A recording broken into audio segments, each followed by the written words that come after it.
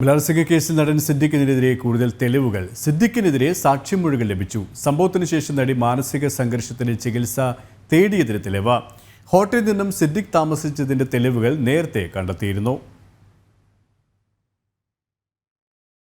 യുവനടിയെ ലൈംഗികമായി അതിക്രമിച്ചു എന്ന പരാതിയിൽ നടൻ സിദ്ദീഖിനെതിരെ ശക്തമായ തെളിവുകളും സാക്ഷിമൊഴികളും അന്വേഷണ സംഘത്തിന് ലഭിച്ചിട്ടുണ്ട്. തിരുവനന്തപുരത്തെ ഹോട്ടലിലേക്ക് വിളിച്ചു വരുത്തി ബലാത്സംഗം ചെയ്തുവെന്ന നടിയുടെ മൊഴി ശരിവെക്കുന്നതാണ് തെളിവുകളെന്നും അന്വേഷണ സംഘം വ്യക്തമാക്കി. ബലാത്സംഗത്തിന് പിന്നാലെ പരാതിക്കാരി മാനസിക സംഘർഷത്തിന് ചികിത്സ തേടിയതിന്റെ തെളിവുകളും ലഭിച്ചിട്ടുണ്ട്.